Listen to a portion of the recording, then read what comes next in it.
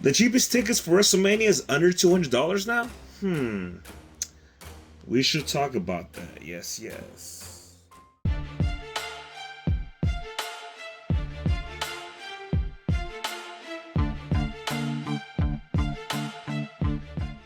Hello, ladies and gentlemen, and welcome to my channel. Yes, yes, Leo. Yes, yes. You know I had to represent.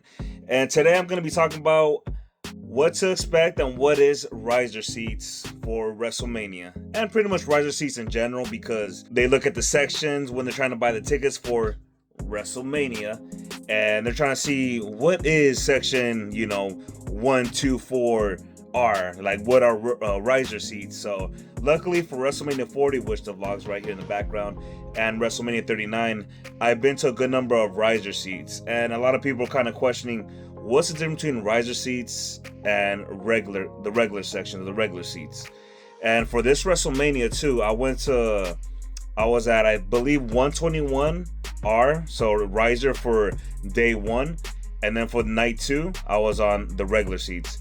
One difference I will tell you for sure is the riser seats at WrestleMania, at least that I remember, especially from last year in Philly, it wasn't, it was cool. I was near the ring, pretty close by, very close to the floor seats. The only thing I'm gonna say, some cons or some pros and cons, is the pros, you're close to the ring, close to the stage. I was able to get a lot of good footage. If you haven't seen my look, Ric Flair right there, woo! Yeah, I seen him too last year. So you're close to a lot of stuff, but I'm gonna say the cons. One thing is the seats are very close to each other. So when you try to sit and you're next to people, and if you're a big guy like me, you're gonna definitely gonna be touching a thigh, shoulder to shoulder, thighs to thighs. So if you're a big dude, I say try to get a little more elevated, because riser seats are elevated platforms that pretty much help build up to the regular seats, to pretty much have more seats for WrestleMania, instead of just them having a bunch of floor seats. They already have enough of that, but the elevated riser seats help the views of people buying those seats to get a better view of WrestleMania, instead of watching people's heads or signs, whatever, when you can't really see the ring. So that's one thing. And then another thing too is the seats for night one, when I was in the riser seats, it was not comfortable. Compared to the night two, when I sat at the regular seat, it just felt kind of cheap. The seat or the chair or whatever felt kind of cheap. It felt very plasticky and kind of fragile and all that. My big butt was gonna freaking break it or something. I don't know. To me, it wasn't the best quality of seats. I don't know if it's still gonna be like that in Allegiant Stadium. I don't know if Allegiant Stadium's gonna use their own, or if the WWE's gonna bring their own, but it wasn't the best. And then night two, I think I even mentioned on the night two vlog of WrestleMania 40 that the chairs there were way more comfortable. So another good thing about these 121 seats, or out of the Razor seats, these seats aren't as weak as the other ones. It kind of reminded me the Oakland Coliseum seats, where you could chair and be so I might actually start doing that if there's nobody in front of me. So we'll see. Yes, yes. And not gonna lie, my behind was thanking me for that one, because then being there for 4 or 5 hours and and I got to see Cody finish the story at WrestleMania 40.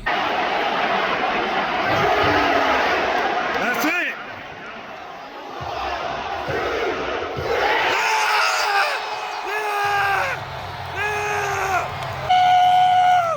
Can't wait to buy the jerseys and all that at the Allegiant Stadium, because some of it's Raider gear, or Raider lookalike gear. So I'm definitely gonna be wearing that. So if you see a guy with the Raider hat, I don't have it with me right now. I got the ESS hat, but Raider hat, the Raider colored WrestleMania jersey, that'll probably be me. So excuse me, so what's up? But yeah. So if you're gonna ask me, is it better or not? It depends, honestly. If you're a small person, I'll say try to elevate yourself. But if you're kind of a big guy like me, the only thing that might get in your way is you're gonna have phones in front of you. You're gonna have sometimes signs, people having their signs up. The ones that are sitting on the floor seats, they can't have the signs up all the damn time. But there's gonna be times where they'll see the camera around and they'll just have the sign up and try to block you. And when I try to make contact, it kind of sucks, because I'm damn, I'm trying to get trying to get that that move or whatever. But like I said, you're close to the ring. The atmosphere is great. So pros and cons, just take it as you want to take it. If you got the money for it, go for it. If you're kind of iffy about money, elevate yourself a couple rows up to the regular seats. Now, for WrestleMania, I've been looking at ticket prices almost every day, and I've already had my seats. The first day that they were available, I was able to get, with me, the homies. Appreciate y'all. But I already have my seats, I already have my tickets, and I've had a lot of questions where, like, oh, ticket price, what could I get for this much? How could I get for that much? So one thing I will say is ticket prices have gone down for WrestleMania. I don't know if it's just a build-up not being that great. I mean, they haven't really done much with John Cena and all that stuff. I mean, they got a little physical last week, but it's, supposedly he's not even going to be on TV until WrestleMania daytime. And, I mean, hey, if you want to see John Cena before WrestleMania, 25 G's and you could have a dinner with them in Vegas. So, I mean, if you got the money for that, good for you. But, so, the thing also, too, with the ticket prices, they have gone down. I think at first the cheapest seats was almost like 1,000 or kind of like around the 800-900. Then it went up to 500, then the 300s, and now I'm seeing ticket prices for the cheapest seats in the 200s. Now I know a lot of people are like, that's still expensive, and I understand. One thing I will say, though, if you are waiting for ticket prices to go down, there still is somewhat of a chance for the ticket prices to go more down the closer we get to WrestleMania. And like I said, if you're in Vegas and you haven't bought WrestleMania tickets yet, keep on looking at Ticketmaster, StubHub, and all that, because prices are going down. And even in the lower sections, in the corners of the stadium, for like $500, you could get those section like, what was it, 102, 123, stuff like that. Like, those are like around $400 to $500. I think I've only seen a couple for $385, but it's one of those you gotta look every day to see if you could really catch some that are cheaper than available, because like I said, there is those desperate sellers that are trying to get rid of those tickets fast. So like I said, keep a lookout for ticket prices because they are heading down.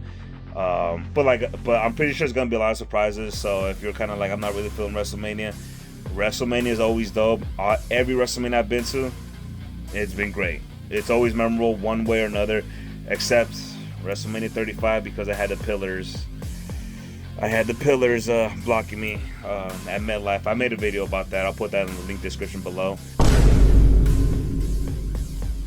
Or where not to sit for outdoor stadiums, because I've been a victim of sitting kind of right behind the pillars, and it just I was able to see. I had a good view of somewhat of a good view of the entrance, but not the ring. So I mean, if you guys are curious on like what else I'm gonna have in the future of my YouTube channel, I'm gonna be in WWE World. Probably I had bought the 5-day week pass, whatever, so I could be there every day.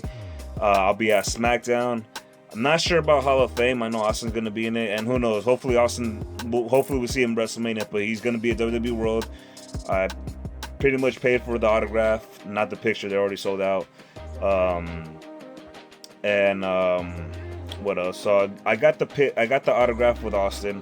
He's gonna be in the Hall of Fame with Bret Hart with the Hall of Fame match thing, or something new that they added.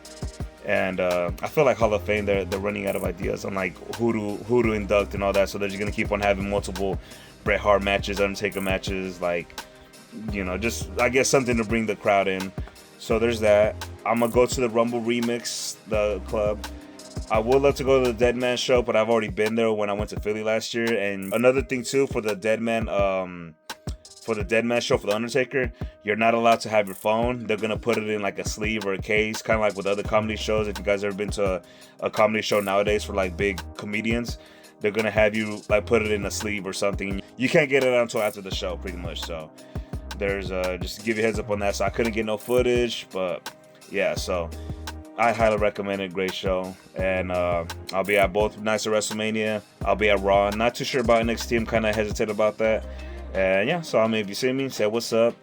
A couple more weeks till WrestleMania, so let's go. So remember, riser seats, if you're not a small person, I would recommend it if you got the money to. If not, elevate yourself a little bit more. Ticket prices are going down, not by too much, but they are starting to go down. And yeah, let me know what other shows besides WrestleMania you're going to go to in Las Vegas, because, like I said, there's going to be a lot of stuff going in Vegas that weekend. So, yes, Mania. Until then, WrestleMania, the fake DX, and I'm out. Yeah.